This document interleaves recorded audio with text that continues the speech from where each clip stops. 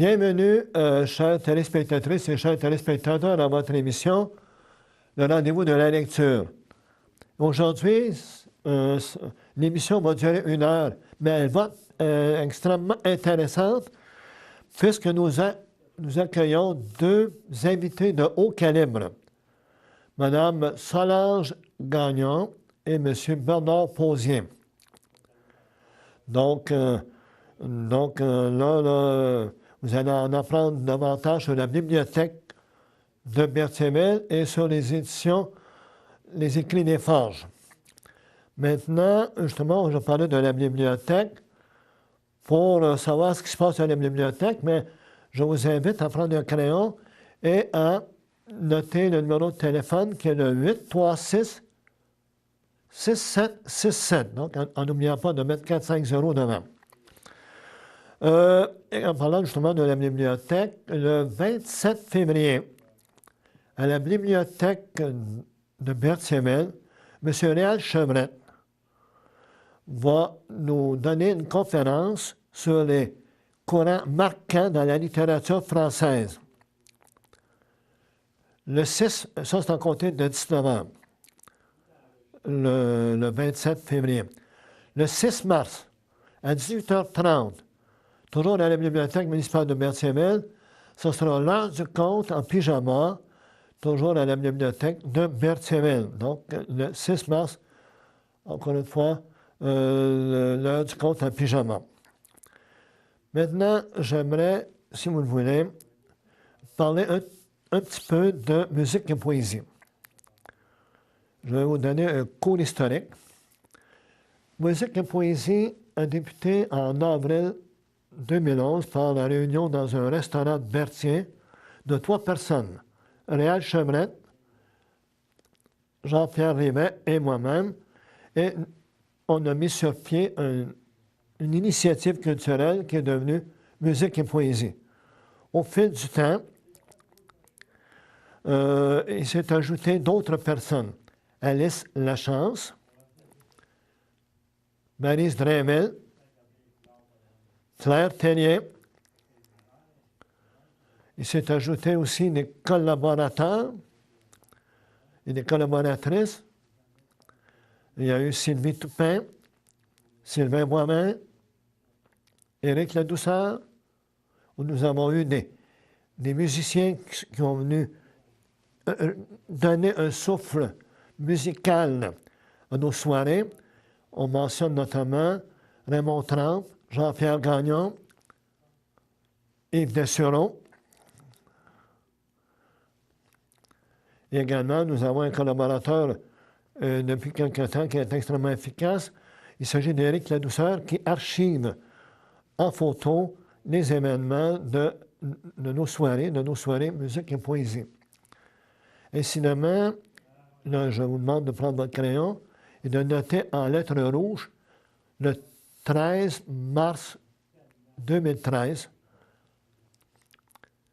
à l'église de l'île du Pas, à compter de 19h30, 6 poètes vous donnent rendez-vous. 6 poètes lanaudois vous donnent rendez-vous. Il s'agit de Bernard Posier, Jean-Paul Daou, Donald Dallary, Marco Geoffroy, Suzanne Joly et Marie-Hélène Sarrazin.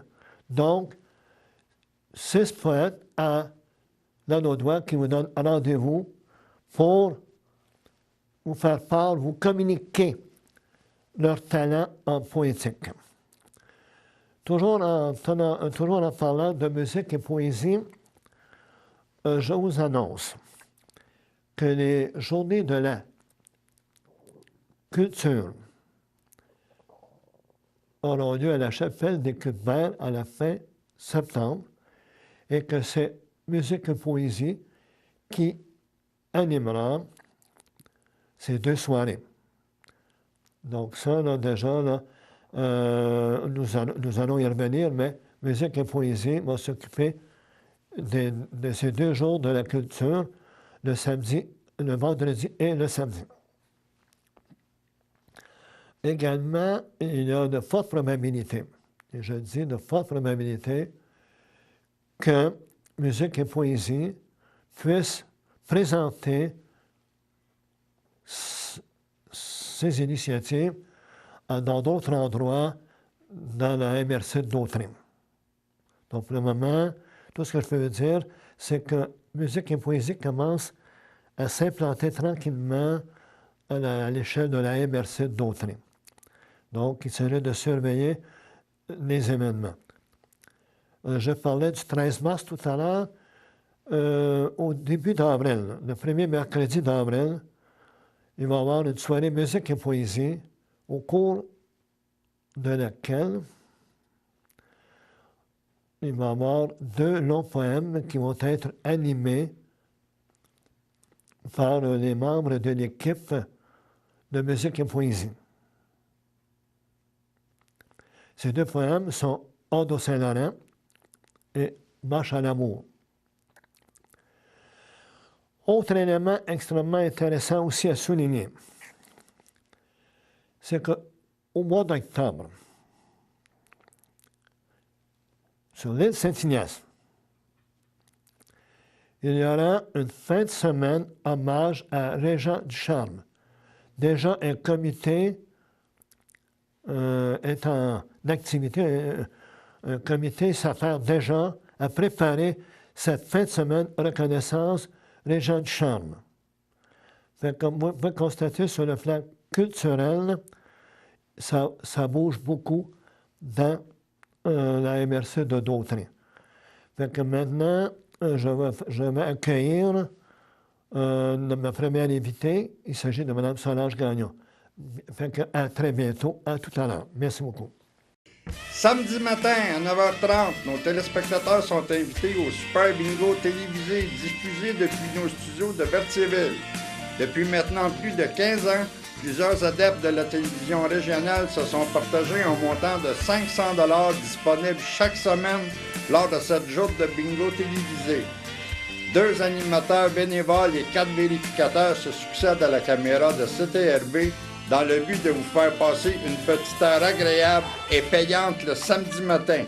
On peut se procurer des cartes de jeu chez les dépositaires autorisés participants à Berthierville, le marché Maneille, rue Sainte-Geneviève, face à l'église, le dépanneur Formule 1, rue Notre-Dame, le marché IGA Extra sur l'avenue Jules Villeneuve, l'Auto-Québec au coin sur la place du marché, le pavillon Berthier, rue Sainte-Foy, le marché Métro, rue Notre-Dame, la pharmacie Brunet, rue Frontenac et à Saint-Ignace de Loyola, le marché Aldo, rang Saint-Michel, le dépanneur, le magasin SO, 212B, chemin La Traverse. C'est un rendez-vous tous les samedis matins à 9h30 sur les ondes de CTRB, votre télévision régionale et communautaire.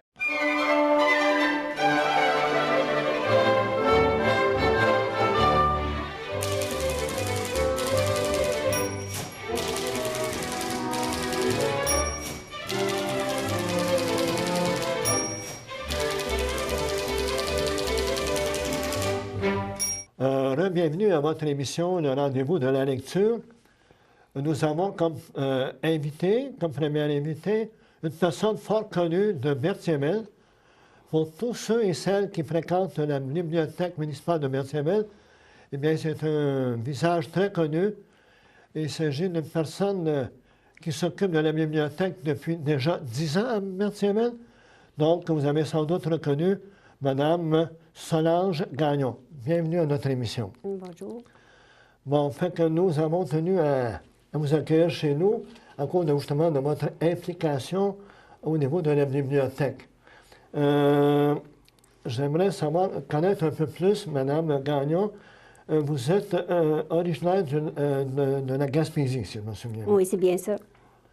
Vous avez resté là plusieurs années? 56 ans, en fait.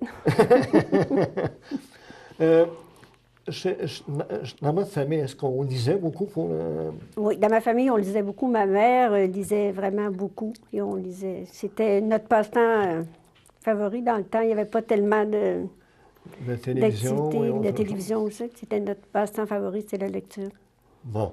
Vous êtes mariée là-bas.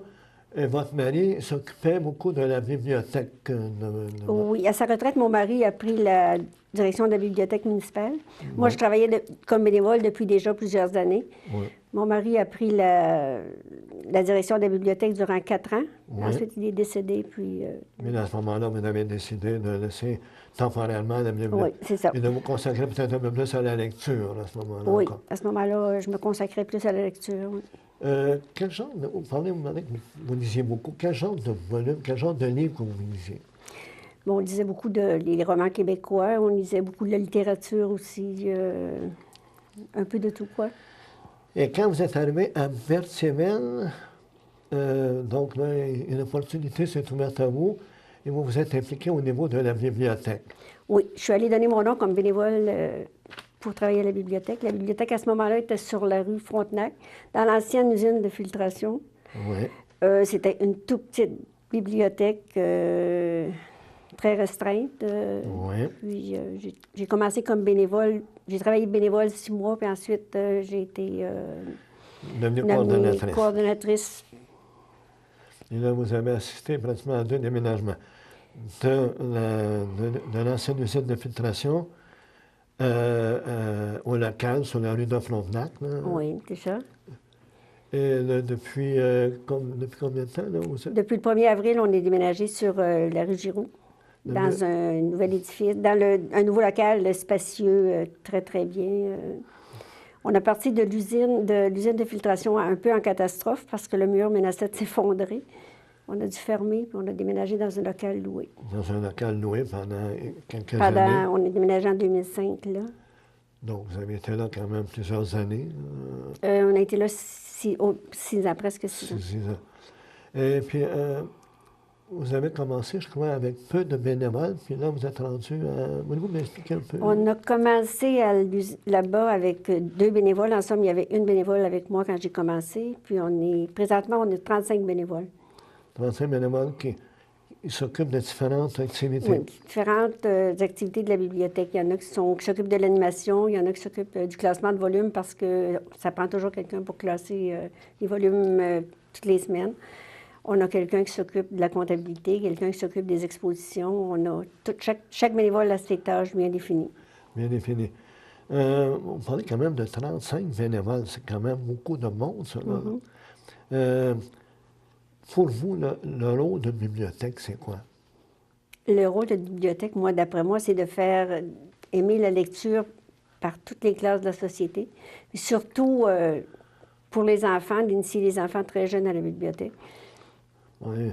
En parlant justement des jeunes, vous organisez plusieurs heures du compte. Est-ce que vous pourriez me parler un petit peu de ça?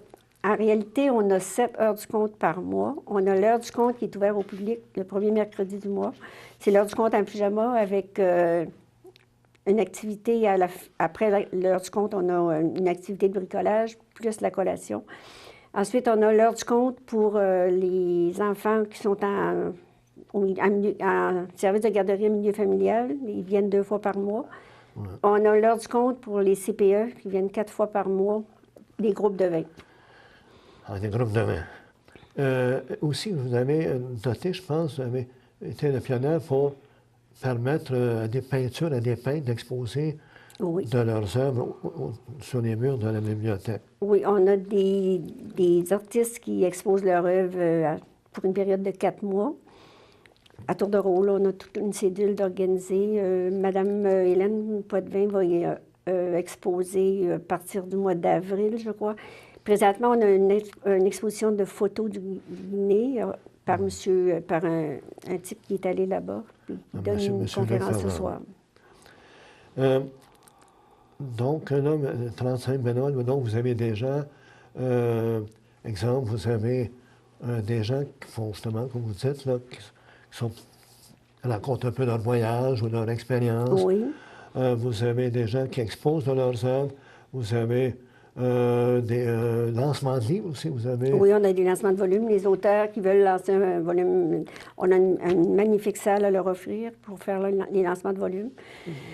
On a aussi les auteurs qui veulent venir donner une conférence ou venir parler de leur œuvre. ou faire une séance de signature. Tout est gratuit. Pour les membres de la bibliothèque, tout est gratuit. Les activités sont gratuites. Toutes les activités sont gratuites. Puis les personnes qui ne sont pas abonnées à la bibliothèque, le coût d'entrée est de 3 De 3 Vous avez comme là, je sais qu'il y a des ateliers d'écriture. Il y a, comme M. Réal Chevrette, une conférence, disons, sur la littérature française. Là. Oui. Donc ça, ce sont parmi plusieurs autres activités qui ont lieu à la bibliothèque. Si c'est vous qui avez un peu initié ce dynamisme qu'on retrouve dans une bibliothèque. Non, je ne veux pas prendre parce que moi, je me dis, en somme, c'est le groupe de bénévoles qui travaillent le plus fort, qui sont vraiment, vraiment dévoués, qui sont vraiment, vraiment beaucoup impliqués. Beaucoup impliqués. Vous-même, vous avez reçu en 2010, vous avez été nommé personne bénévole dans la culture de la Naudière. Oui, c'est ça. Et donc, c'est une reconnaissance pour tout le travail que vous faites là-bas. Et puis en 2011, vous avez représenté la bibliothèque municipale de Berthierville, avait été mis en honneur, encore là, à la culture de la Naudière. Oui, c'est ça. Culture la Naudière, on a reçu le premier prix. Le premier prix à ce niveau-là. Autre élément, combien actuellement, combien vous avez de lecteurs, combien vous avez d'abonnés ici à la bibliothèque? On a 740 quelques abonnés, mais depuis la réouverture de la nouvelle bibliothèque, on a 160 nouvelles familles qui se sont abonnées depuis le mois d'avril dernier. Puis on a 377 nouvelles cartes émises à des nouveaux membres depuis qu'on est déménagé. C'est vrai que l'espace puis les activités qu'on a attirent les gens. Puis, Parce que là, vous avez quand même une bibliothèque, si on peut dire, bibliothèque 21e siècle. Espace grand. Vous avez quand même eu des périodes quand même qui ont été un peu difficiles. Exemple, quand vous avez changé de système de classification il y a quelques années. Oui. Quand on a passé de Simba à Symphonie, ça a été assez difficile parce que le programme Simba a sauté, si on veut. Puis on a été 3 mois à faire des prêts manuels. Mais on s'en est sorti. Vous en êtes sorti. Et je dis que c'est quand même une bibliothèque 21e siècle parce que vous avez intégré des ordinateurs à l'usage des abonnés. Vous en avez intégré? Oui, actuellement, on a deux ordinateurs pour l'usage des abonnés, mais c'est seulement pour la recherche. Oui. Parce que le centre Internet est complètement tout près de nous. Exact. Eux autres assurent le service. Vous ne voulez pas faire de concurrence, mais... Une attente qu'on a. Bien, c'est vraiment... Les deux ordinateurs que vous avez chez vous, c'est vraiment... Pour la recherche. Pour la recherche de titres de livres. Oui, c'est ça. Où tel livre se situe dans quelle bibliothèque. Oui. Quelles sont vos relations avec la régionale? Le CRSVP, c'est vraiment une bonne collaboration. On a à chaque période de 4 mois, on envoie entre 7 et 800 livres à Trois-Rivières qui nous sont retournés. D'autres livres, 735 livres nous sont retournés. C'est sûr que c'est beaucoup de travail parce qu'il faut sortir les fameux 735 livres avant que l'envoi soit fait. Puis quand les 700 arrivent, il faut les replacer. Voilà. Dans la bibliothèque, actuellement, on a 14 665 livres, je crois. 14 600 livres? Oui. On nous a offert un très grand choix aux gens. Là. Oui. Que ce soit, disons, des livres, des traductions américaines ou... Oui, c'est tout. On a la section documentaire adulte, on a la section roman, la section jeunesse. Justement, parmi vos abonnés, là, au niveau des jeunes, est-ce qu'il y a beaucoup de jeunes qui viennent dans le coin? Je sais qu'il y a un coin jeunesse. Est-ce qu'il y a beaucoup de jeunes qui viennent? De plus en plus, depuis qu'on fait beaucoup d'heures du compte, les jeunes enfants viennent beaucoup. Puis c'est une fête pour eux autres de venir à la bibliothèque. Puis les adolescents viennent de plus en plus aussi. D'accord. Je crois que vous avez aussi la bibliothèque, exemple de pavillon Berthier. Vous avez, je pense, quelqu'un qui s'occupe des aînés de cette... On a 2 points de service, en fait. On a un point de service au pavillon Berthier, ici. On a 200 volumes qui sont déposés là, qu'on change à chaque 4 mois. Le lundi matin... je vais faire le service pour les personnes âgées qui viennent se choisir des livres. On leur prête les livres comme à la bibliothèque pour 3 semaines. Puis on a le même service au CABA. Ah, au Cabot, puis Cabot. Fabien. Il y a 200 volumes qui sont déposés là aussi, qu'on change à tous les 4 mois. Bon, est-ce qu'il y a d'autres services, exemple, est-ce que vous acceptez, disons, des livres que quelqu'un voudrait vous donner à ce moment-là? Est-ce que... Oui, on accepte les livres que les gens veulent nous donner. Nous, si les livres sont des livres qu'on n'a pas en bibliothèque, on les cote et on les met au service des gens. Si c'est des livres qu'on a dans la bibliothèque, que le livre qui nous est donné est plus propre, on fait l'échange. Ah ouais. Ceux qu'on a à double, on les prépare pour la vente de livres qu'on fait à l'automne. Avec les sous recueillis, on achète d'autres livres. Donc, vous avez, je pense, une activité comme ça, une fois par année ou 2 fois par année? Une fois par année. Une fois par année. Généralement, c'est la dernière fin de semaine de septembre. Et vous permettez. Ah bon. Et je sais que la bibliothèque, non, je peut-être un petit peu plus. Vous avez permis, parce que je parlais tout à l'heure des ateliers d'écriture, et puis là, je sais que la bibliothèque s'est impliquée pour qu'il y ait un petit livre qui soit publié, qui s'appelle Les Écrits de la bibliothèque. Fait que là, c'est un autre service que vous offrez aux gens de la bibliothèque. Est-ce que vous avez des projets? Là? Je sais qu'il y avait déjà eu beaucoup, on parlait de deux bénévoles à 35 bénévoles, de quelques milliers de livres à 14 600, une augmentation continue d'abonnés. Est-ce que, puis bon, on a parlé d'exposition, puis d'autres activités, lancement de livres, récits de voyage. Est-ce qu'il y a d'autres projets que vous nous disiez en ce moment? C'est sûr, notre but principal, c'est de continuer sur notre lancée, de toujours faire le plus près possible. Mais on a un projet aussi d'atelier qu'on pourrait peut-être ouvrir pour les gens qui veulent donner des cours, comme des cours de peinture, des cours de différents cours, qu'on pourrait intégrer à la bibliothèque. On a actuellement un petit local qui peut servir pour ça. Puis c'est dans les projets futurs, là, les projets qui s'en viennent. Les projets, donc, encore une fois, la bibliothèque de Berthier-Mel va continuer sur sa lancée dynamique. Et puis ça, je pense qu'on vous doit possiblement, vous et avec votre équipe de bénévoles, on vous doit beaucoup ce dynamisme-là. Fait que j'en profite pour inviter les gens, les Bertholais, à devenir des abonnés de la bibliothèque de Berthier-Mel et de découvrir toutes les facettes qu'offre la bibliothèque. On en a énuméré quelques-uns. Et si vous voulez savoir les activités qui ont lieu à la bibliothèque, vous faites le 836-6767. Oui, c'est ça. Puis vous pouvez aller aussi sur le site de la Ville ou sur le site de la bibliothèque en passant par le CRSBP à Trois-Rivières. Vous rentrez sur le site, vous avez toutes nos activités qui sont décrites à tous les mois. Ah bon, d'accord. Donc, quelqu'un va sur le site de la Ville, bibliothèque, et là, il y a vraiment votre site à vous. Oui. Puis on peut toutes visiter. nos activités sont décrites à tous les mois. En tout cas, je tiens à vous remercier d'avoir accepté notre invitation. Puis tout ce qu'on peut vous souhaiter, c'est continuer sur cette lancée-là, puis votre dynamisme. On tient à vous remercier infiniment. Merci beaucoup. Bonjour, je suis Ruth Hélène Brosseau et vous écoutez CTRB, votre télévision communautaire.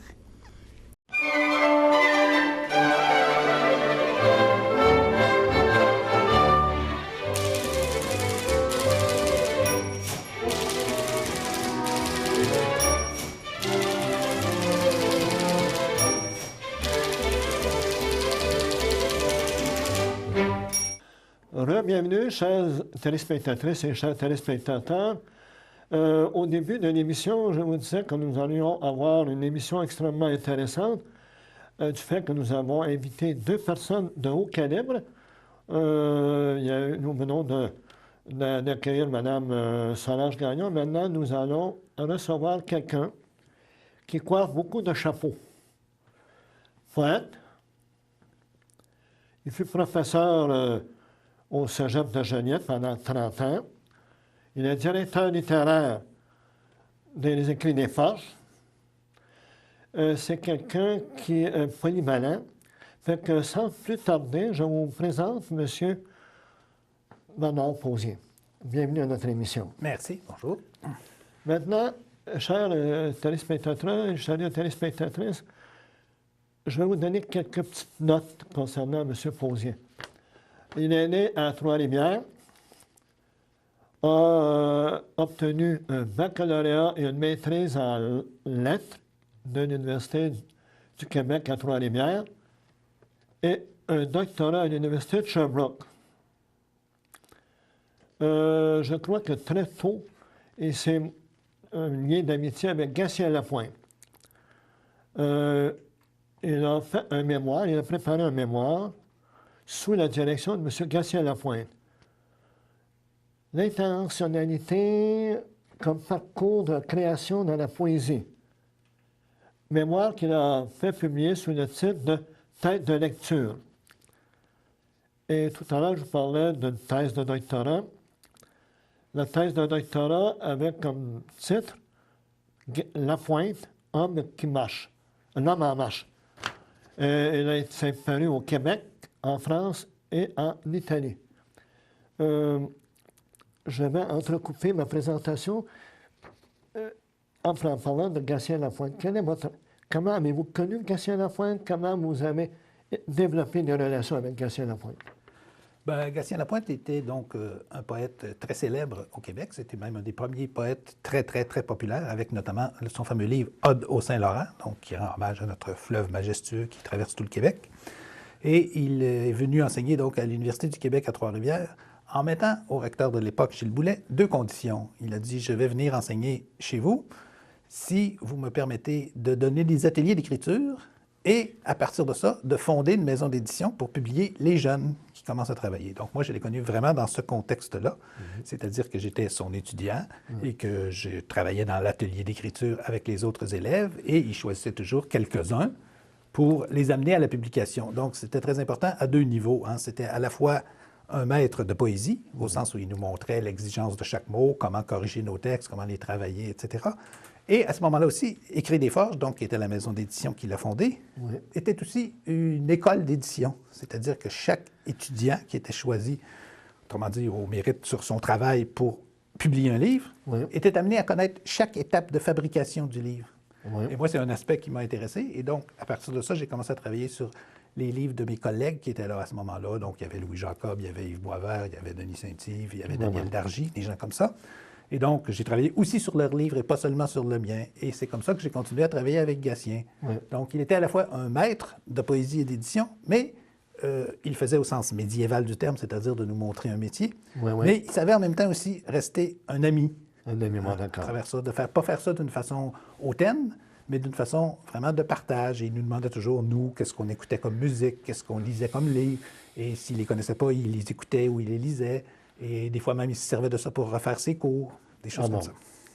Et l'intentionnalité comme parcours de création dans la poésie, c'est vous qui avez choisi le texte ou c'est le titre ou c'est lui? Non, ça, c'est moi qui avais choisi le texte. C'est un peu pompeux, évidemment, parce qu'à l'époque où on étudie et où on fait la maîtrise, on essaie de faire des structures et des réflexions sur les textes. Et aussi parce que c'est le travail académique qui demande ça. Donc, c'est comme quand on écrit, est-ce qu'on a vraiment une intuition? Est-ce qu'on a vraiment une spontanéité? Ou est-ce qu'on a vraiment une intention, une volonté? Et d'où elle vient? Est-ce qu'elle est vraiment tributaire de nous-mêmes? Exactement. Ou si c'est une espèce de prédétermination, que si on est comme ça, on va dire telle chose et on va faire telle chose. Donc, c'est un peu comment ces choses-là interviennent dans l'écriture du poème. Et il y a donc toujours une partie, évidemment, d'écriture, qui sont d'écrire des poèmes, mais c'était des poèmes qui s'appuyaient à ce moment-là beaucoup plus sur l'idée de faire une liste de choses, par exemple une liste d'exclamations, des choses de ce genre-là, parce que ça sort comme spontanément, en apparence tout au moins. Donc, c'était un peu dans cet ordre-là. Mais il y avait une réflexion théorique sur ça, justement, sur comment l'intention intervient dans le processus. Il y a toujours les 2 aspects dans les mémoires de création, un aspect réflexion et un aspect écriture. Là, je vais revenir un peu sur l'aspect présentation. Il a commencé comme animateur et technicien du son à CFCQ FM de Trois-Rivières. Il a été ensuite, il a collaboré beaucoup, chroniqueur au Nouvelliste, participe à plusieurs revues. Il a été secrétaire pendant quelque temps des écrivains de la Mauricie. Il est actuellement également vice-président de la Maison de la Poésie de Montréal. Et il est également membre du comité Trans-Québec. Donc, vous êtes responsable pour la région de Montréal, Oui, le comité Trans-Québec, c'est un comité de l'Union des écrivains québécois, donc, et qui essaie de coordonner le travail de littérature et le travail d'animation littéraire principalement, qui se fait dans toutes les régions du Québec. Donc, il y a un moment donné, il y avait toutes les régions du Québec, sauf la région de Montréal, parce que la région de Montréal n'a pas nécessairement une association régionale parce qu'il y a suffisamment d'activités. Ouais. Mais c'était un peu absurde. Donc, moi, j'ai été appelé à représenter la région de Montréal et justement à essayer de voir comment on peut coordonner toutes ces actions qui se font un peu partout au Québec. Bon, quoi, il y a un genre de travail de coordination. Mais vous êtes membre depuis combien d'années de ça? De ce comité-là, ça doit faire 7-8 ans. Moi, je ne suis pas très fort dans les dates, là, mais quelque chose comme ça. Donc, vous êtes, comme je disais tout à l'heure, vous êtes vice-président de la Maison de la poésie de Montréal. Je sais qu'à chaque année, fin mai, vous organisez un genre... Comment vous appelez ça? Bon, alors c'est quelque chose qui a pris différentes formes, évidemment, parce que ça fait maintenant près de 15 ans que ça existe. Donc, on a fondé d'abord la Maison de la poésie de Montréal. Et à partir de là, on a développé le marché de la poésie, c'est-à-dire quelques journées qui sont consacrées à une espèce de mini-salon du livre où il n'y a que la poésie. Donc, tous les éditeurs de poésie et toutes les revues de poésie sont là pour présenter leur matériel. Donc, quelqu'un qui va là ne s'attend pas à voir autre chose. Hein. Il sait que c'est la poésie. C'est pas comme dans un salon du livre où c'est noyé dans toutes sortes d'activités. Donc, c'est vraiment concentré. Oui. Et à partir de là, on s'est rendu compte aussi qu'on faisait d'autres activités d'animation autour, des lectures, des spectacles, des expositions, différentes choses, et que ça n'était jamais couvert par les médias parce qu'on s'appelait Marché de la poésie.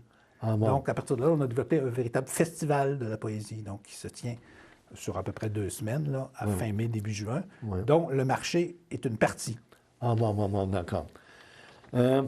Et aussi, monsieur Posier a été professeur au Collège La Flèche, puis ensuite pendant 30 ans au Collège de Joliette.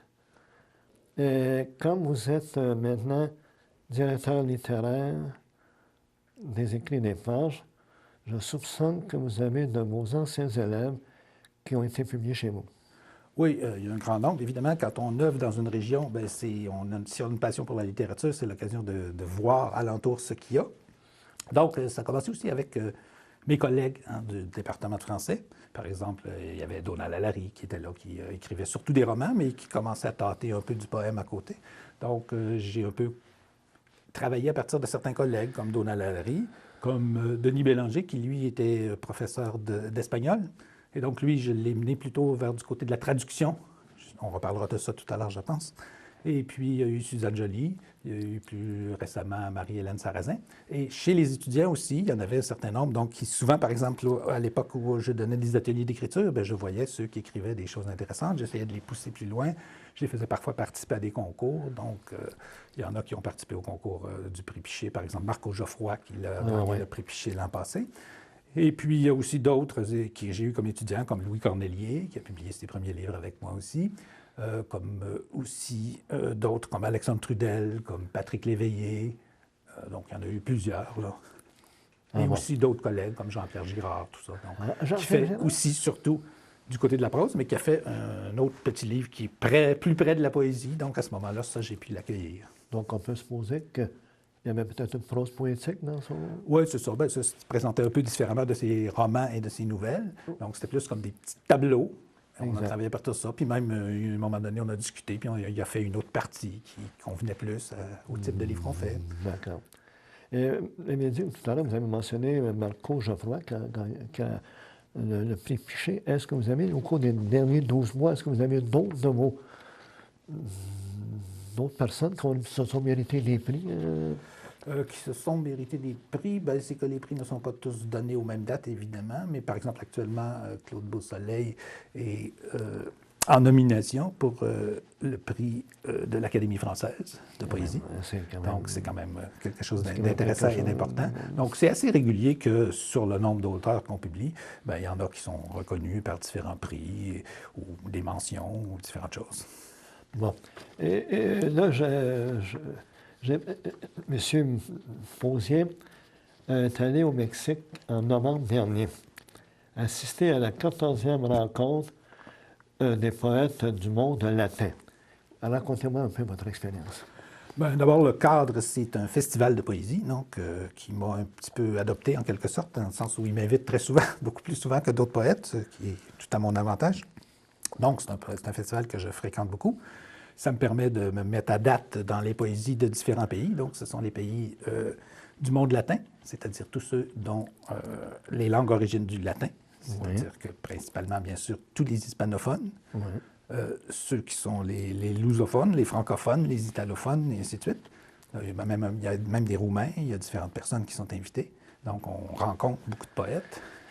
Et à cette occasion, au dernier festival, j'ai eu la chance aussi qu'ils ont décidé de m'honorer avec une médaille qui est la médaille de la reconnaissance de l'État d'Aguascalientes.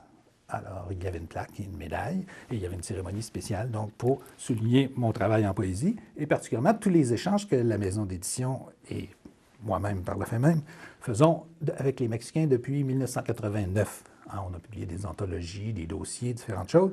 On a fait beaucoup de traductions. On a une centaine de livres qui sont bilingues français et espagnol de poésie, soit de poètes mexicains, soit de poètes québécois. Donc, pour les travaux donc, de diffusion de la poésie mexicaine au Québec, et aussi pour les travaux de traduction que j'ai fait dans ça. Donc, un peu l'ensemble de tous ces travaux-là. Parce qu'il faut dire que M. Fauzier est un poète prolifique. En poésie, puis en anthologie et en d'autres. J'ai prélevé environ 46 œuvres dans lesquelles il est l'auteur ou co-auteur. Fait que là, il va nous présenter ses derniers livres. On mentionne comme livre Naître et vivre et mourir qui n'est pas là. Par contre, il y a un Carnet de Mexico. Oui, alors, Carnet de Mexico, qu'on peut voir ici, c'est un album donc, que nous avons fait avec un photographe mexicain qui s'appelle Javier Valdez, mais qui habite à Montréal.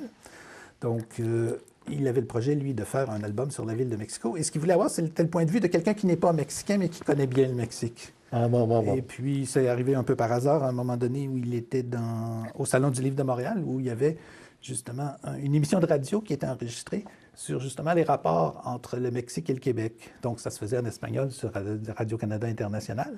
Et il y avait un certain nombre d'écrivains dont je faisais partie qui s'exprimaient là-dessus.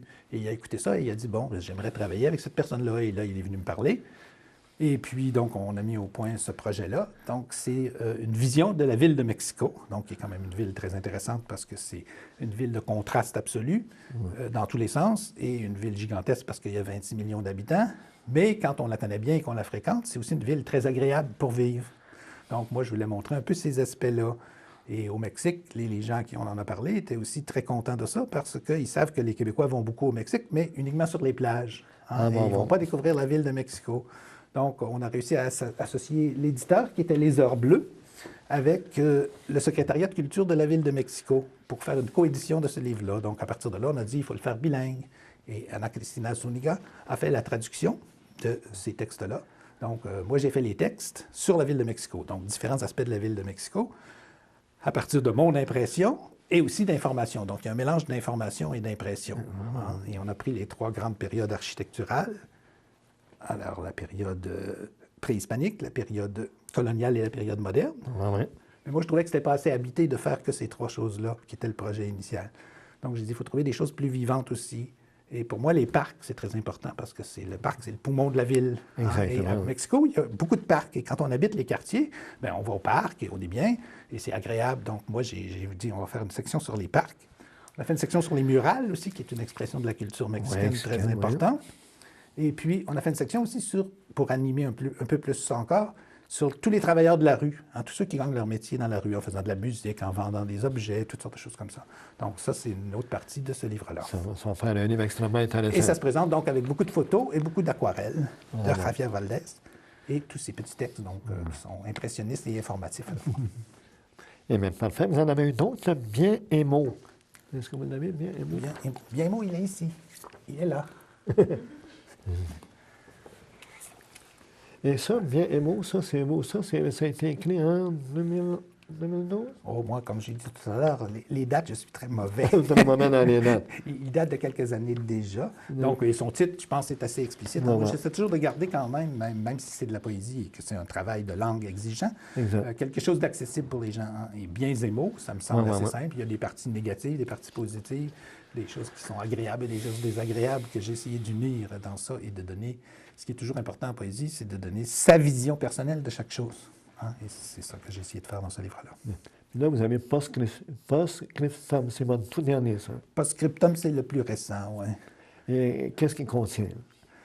C'est un livre, donc, qui est une espèce de livre charnière, hein, parce qu'il arrive après de nombreuses années d'écriture. Disons, j'ai commencé à publier vers 1976. Hein, Oui. et donc, il arrive aussi après une expérience de deuil, donc, qui était le livre précédent, qui s'appelle Agonic Agenda. Oui, oui, oui.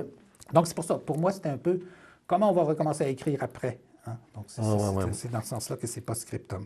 Et c'est post-scriptum à différentes sections, à différentes choses. Alors, ça commence par post-scriptum à un pèlerinage où je suis avec une amie au Mexique, justement, et on se promène dans des lieux, et elle aussi était frappée par un deuil au même moment. Ah, Donc, bon. on va dans des lieux où on a été avec les autres personnes qui sont mortes. sont Et on mortes, se oui. souvient un peu ça. Donc, c'est la Bon, première bon, partie bon, qui est bon. post-scriptum à un pèlerinage. Ensuite, il y a post-scriptum aux origines. Donc, j'essaie de faire le point sur qui je suis, d'où je viens. Donc, l'enfance, la famille, les choses que j'aime, ainsi de suite. Ça, c'est les origines. Il y a ensuite une petite section qui s'appelle parenthèse, donc qui sont des poèmes qui n'entrent pas vraiment dans ces sections-là. Après ça, il y a post-scriptum à la rencontre, donc la rencontre d'une autre personne. Exactement. Une section amoureuse. Donc, tout il y simplement. a un aspect très autobiographique un peu. Oui, moi, ça suit quand même assez ce que je vis. Hein. Ah, Et bon. la dernière partie s'appelle Le nombril de la Lune. Ah, bon. Et ça a l'air d'un titre un peu surréaliste, Le nombril de la Lune. Mais en réalité, c'est quelque chose de très simple. Hein. Et la poésie, ça fonctionne toujours un peu comme ça. On a l'air à avoir quelque chose de très complexe. Et si on a la clé, c'est très simple. Hein. C'est que le mot Mexico Oui, oui. vient d'une langue indigène et signifie le lieu du nombril de la Lune. Et c'est pour ça que j'appelle ça le nombril de la Lune. Donc, ça a l'air très mystérieux, mais en réalité, non, ça veut dire que ça se passe au Mexique. C'est tout simplement. Et bon, tous les textes sont construits un peu comme ça, avec des allusions, et c'est le travail que j'ai fait dans celui-là par rapport à quelque chose de très précis, comme l'album sur Mexico. Oui, oui, oui. Ici, c'est très, très, très métaphorique, Métaphorique. dans le sens où quelqu'un qui connaît bien le Mexique voit toutes les allusions, Oui, oui, oui. et, alors que quelqu'un d'autre ne le voit pas. Hein, par exemple, la ville de Cuernavaca, Ah, bon. littéralement veut dire corne de vache. Ah, bon. Mais ça ne veut pas dire ça du tout. Il n'y a pas de vache particulière, il n'y a rien de particulier de ça. C'est que les Espagnols entendaient en langue indigène quelque chose qui ressemblait à Cuernavaca. Ah, bon, bon, bon, Et bon. pour eux, c'était Cuernavaca. bon. Mais c'était pas ça. Donc, il n'y a pas de vache. Mais moi, je pars sur l'idée qu'il y a des vaches mythiques qui errent dans cette ville et tout ça, et je fais un poème sur ça. C'est bien. Donc, c'est un peu de cette façon-là. Donc, c'est travaillé. Non, post-scriptum, puis bon. Donc, vous avez résumé vos dernières œuvres. Est-ce que vous en avez actuellement en friche, même si vous avez votre travail vous demande beaucoup, même si on parle éventuellement d'un voyage au Mexique? Oui, bien, le Mexique, je le fréquente régulièrement depuis 1991. Donc, c'est pour ça qu'on peut développer différents travaux en y allant souvent et en fréquentant les gens, donc les poètes principalement. Il y a toujours quelque chose sur le chantier, bien sûr. Donc là, je suis en train de travailler sur quelque chose qui va aussi dans le sens du... J'essaie de désencombrer mes poèmes, autrement dit.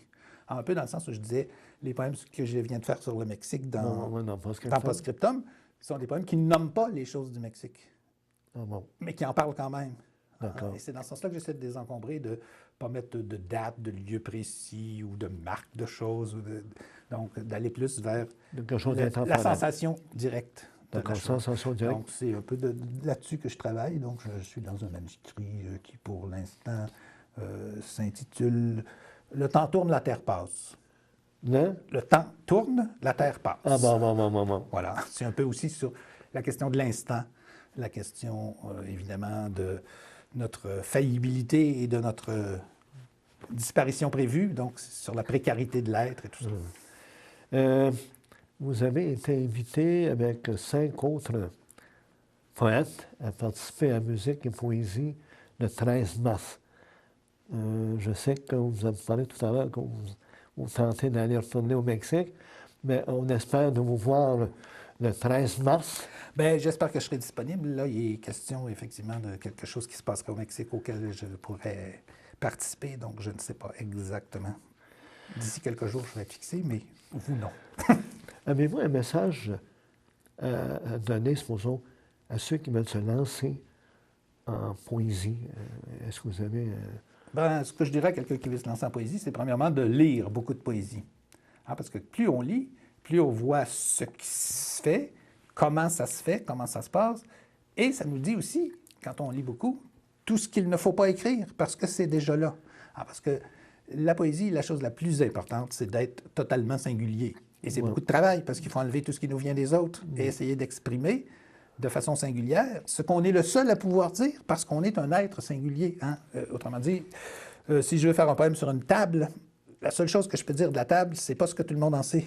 C'est quelle est ma perception de la table, que personne ne peut savoir parce qu'ils ne sont pas moi. Et chaque être étant singulier, chaque être a une perception particulière. Et tant que je ne trouve pas à dire ce que moi j'ai à dire de cette table, mon poème sur la table n'est pas intéressant. Bon. Là, j'aimerais qu'on résume un peu. Bon, vous avez pris les écrits des Forges il y a un certain nombre d'années. Comment ça a évolué jusqu'à maintenant?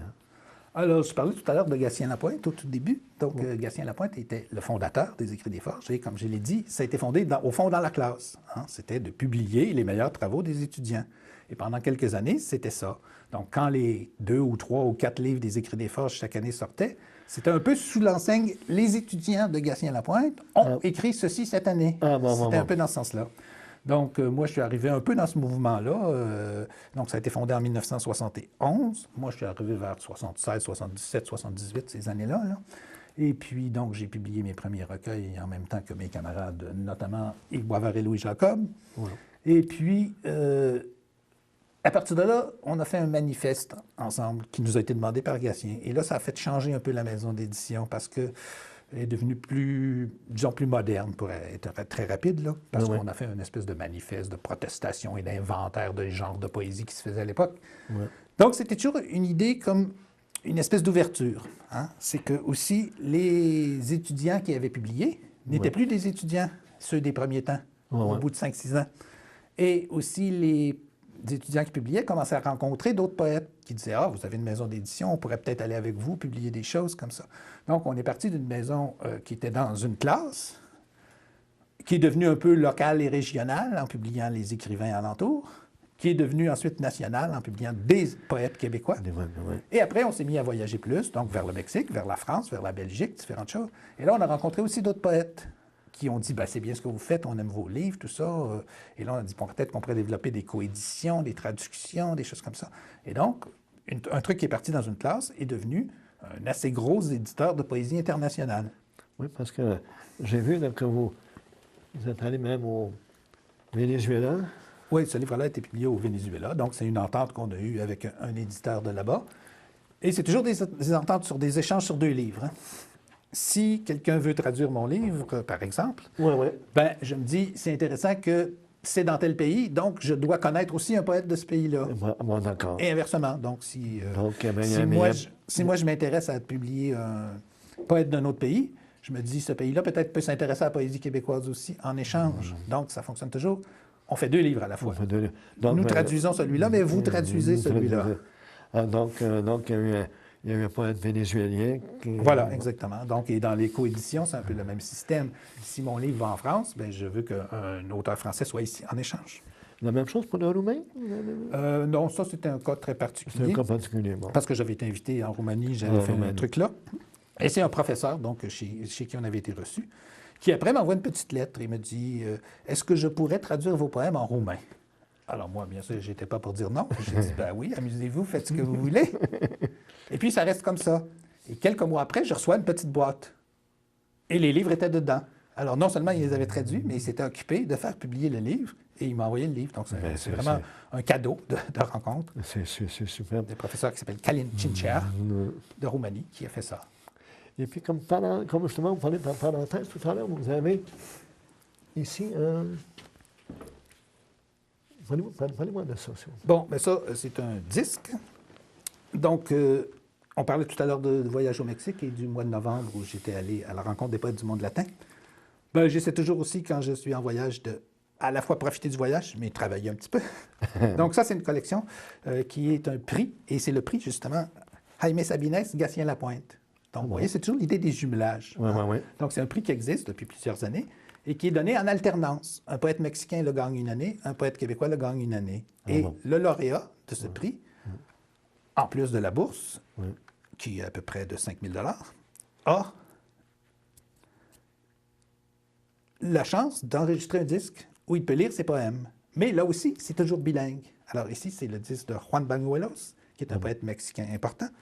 Donc, il a enregistré ses poèmes, et moi, on m'a demandé de faire la voix en français, autrement dit, de lire les traductions de ses poèmes. Et je l'ai enregistré justement au mois de novembre, quand j'étais au Mexique, à la Phonothèque nationale mexicaine. Et donc, ça vient tout juste de sortir, et c'est ce disque-là, donc, qui donne en alternance les deux voix. Donc, la voix en espagnol du poète et la traduction que je lis en français. Que tu peux lire en français. Donc, ça prouve que, au niveau des écrits des phages, est-ce qu'il y a des développements qui s'en viennent, globalement? Ben, moi, je vois toujours les développements comme étant de la simple continuité. Hein? On essaie de maintenir ce qu'on fait, de continuer à le faire le mieux possible. Et ce qui change, c'est qu'on découvre sans cesse des nouveaux auteurs et qu'on a toujours des nouveaux projets. Mais c'est l'idée de maintenir que la poésie, québécoise principalement parce que c'est notre premier objectif, soit le plus vue et le plus lue et qu'elle circule le plus possible, non seulement au Québec mais à l'extérieur, mais que aussi on puisse aller se nourrir d'autres. Et c'est très important aussi dans l'identité nationale. Hein. Je me souviens, en 89, le point de départ, c'était l'anthologie des poètes mexicains qui avait établi Claude Beausoleil. C'était un livre très important à plusieurs niveaux, parce que nous, ça a été notre début du travail avec le Mexique. Mais aussi, c'était le début de quelque chose qu'on n'osait pas faire avant. Hein. Les Québécois n'osaient pas traduire les autres cultures. Ça, c'était bon pour les Français, mais nous autres, on ne pouvait pas, on n'était pas capable. Et à partir de là, il y a eu beaucoup de travaux dans ce sens-là, que le Québec a droit aussi à sa version des autres nations. Exact. Hein? Pas dans la poésie, mais dans toutes sortes d'autres activités aussi. Eh bien, écoutez, je vous remercie beaucoup d'avoir accepté notre invitation. Ah, ben, c'est un plaisir. Et puis, j'ose espérer que vous allez pouvoir être des nôtres le 13 mars. Fait que je tiens à vous remercier beaucoup. Puis, j'invite les gens à les écrits des phages, d'aller seulement sur l'Internet, les écrits des phages, puis vous avez seulement les dernières publications qui sont là. Oui, tout est là. Et l'idée principale pour les gens, c'est de ne pas avoir peur de la poésie, parce qu'on a l'habitude, dans les médias, de dire aux gens, la poésie, c'est pas pour vous, vous comprendrez pas, c'est pas vrai. Vous allez dans la poésie. Au début, si vous n'êtes pas habitué, vous êtes un peu perdu, puis plus vous en lisez, plus vous dites, ah, ça, c'est plus intéressant. Ah, ça me fait penser à telle chose. Ça, je ressens telle chose semblable. Et on se reconnaît dans la poésie. D'accord. Je tiens à vous remercier beaucoup d'avoir accepté notre invitation. Fait que, je dis à mes téléspectateurs, je tiens à remercier mes invités, M. Bernard Fauzier, Mme Solange Gagnon, une personne qui travaille dans l'ombre, Jean-Pierre Rimet, et je remercie également notre technicien, M. Michael Chevrette. Au mois prochain. Merci.